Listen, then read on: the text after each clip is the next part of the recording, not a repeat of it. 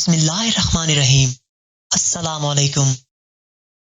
سنا ہے دلہن بنی بہت خوبصورت لگ رہی تھی، اس کے لہجے سے جلسی کی بو آ رہی تھی۔ تم سے زیادہ خوبصورت نہیں لگ سکتی، تم نہیں تو کوئی نہیں گل، دیکھنا ابا جی بھی پچھتائیں گے، اور وہ بھی جو ابا جی کا دل مٹھی میں کرنے کی نہ جانے کیوں کوشش کر رہی ہے۔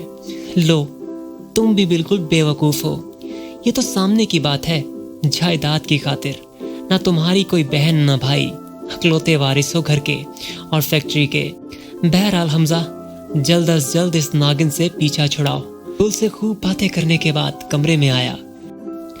کمرے میں لائٹ آف اور فقط نائٹ بلب آن تھا۔ میں نے آنکھیں پھاڑ کے اسے ادھر ادھر تلاش کرنے کی کوشش کی، بیڈ خالی تھا۔ یہ کدھر گئی؟ میں پریشان ہوا۔ میں گہری سانس بھرتا بستر پر گر سا گیا، اور ابھی ٹھیک سے سانس بھی نہ لے پایا تھا کہ واش روم کا دروازہ کھٹاک سے کھل گیا۔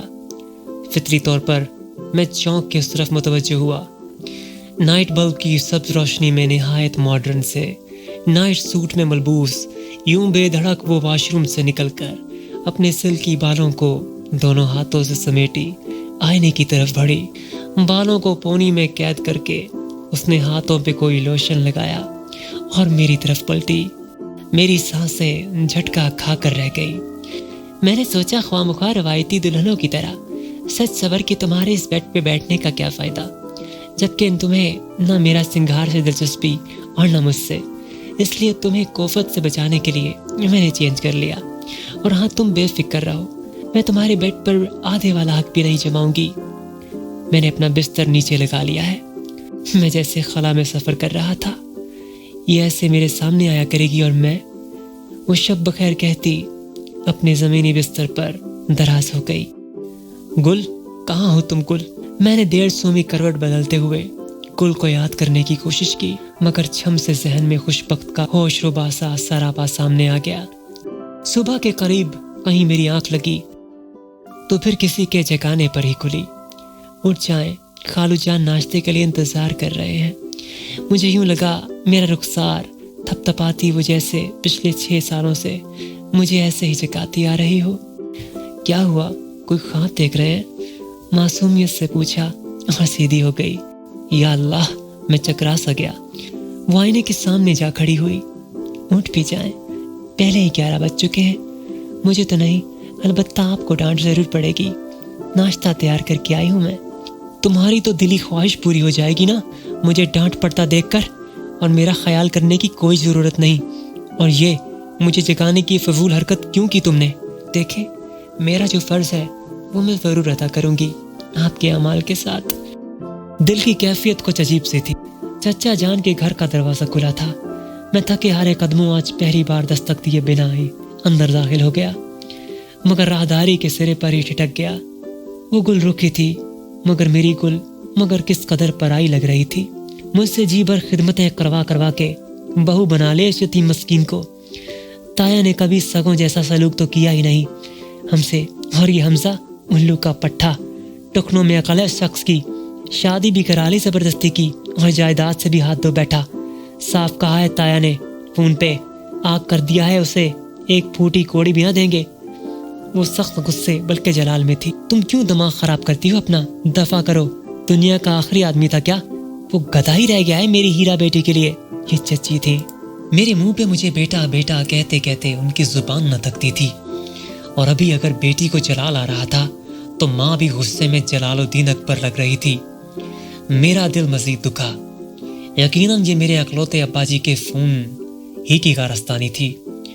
انہوں نے مجھ سے پہلے میرے افسانے یہاں پہنچا دیے تھے، یعنی میرے عاشق شدہ ہونے کی تازہ ترین رپورٹ یوں پہنچائی تھی جیسے کسی لڑکی کے طلاق شدہ ہونے کی۔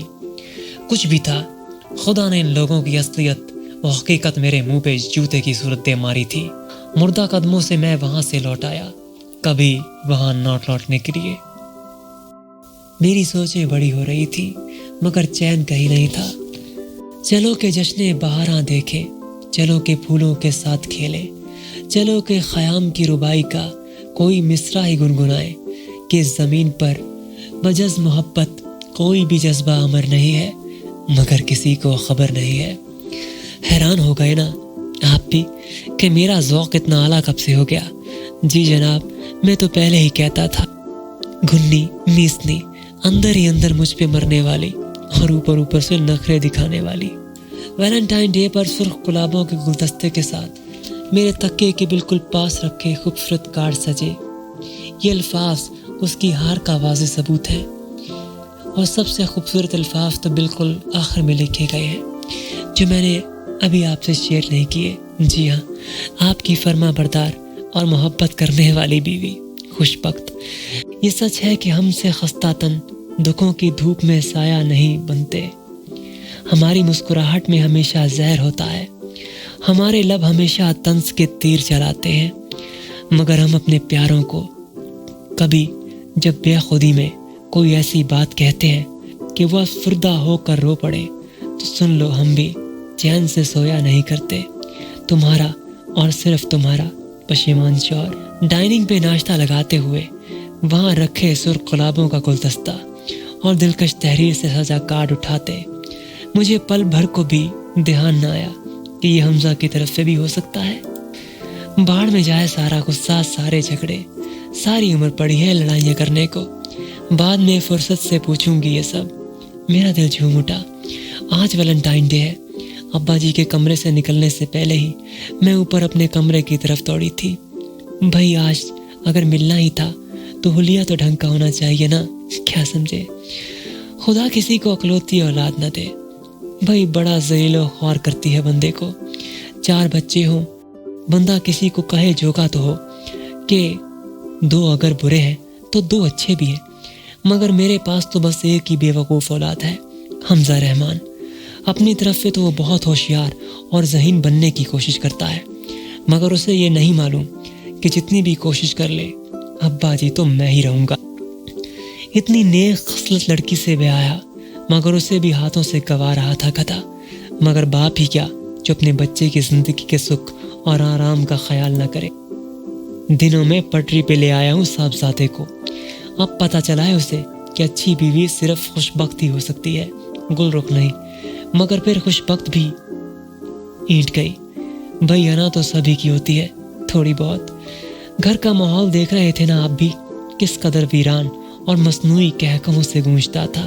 फिर क्या हुआ भाई? फिर ये हुआ कि एक वैलेंटाइन डे का कार्ड बीवी को मिला और एक शौहर को, साथ में सुर्ख फूलों के गुलदस्ते। और अभी बाहर गाड़ी स्टार्ट होने की आवाज़ आ रही है। वो दोनों आज लंच होटल में करेंगे, जहां मैंने तोहफतन 2 सीटें रिजर्व करवा के रखी थी उनके लिए। आज इन दोनों के चेहरों पे हकीकी ज़िंदगी और हंसी खुशी देखकर मैं बेहद खुश और मुतमईन हूँ। ओहो, आप लोग अभी तक वहीं अटके हुए हैं, यानी मुझे इन कार्ड्स और फूलों के मुताल्लिक किसने बताया? हम भाई कभी कभी बच्चों के दरमियान बड़ों को पुल बन जाना चाहिए।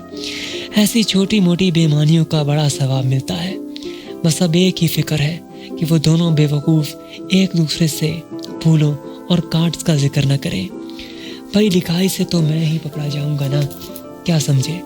इन नन्हे मुन्ने चूज़ों को समझाना तो मेरे बाएं हाथ का खेल था। इसलिए तो मैं कहता था ना जनाब कि ये शादी होकर रहेगी।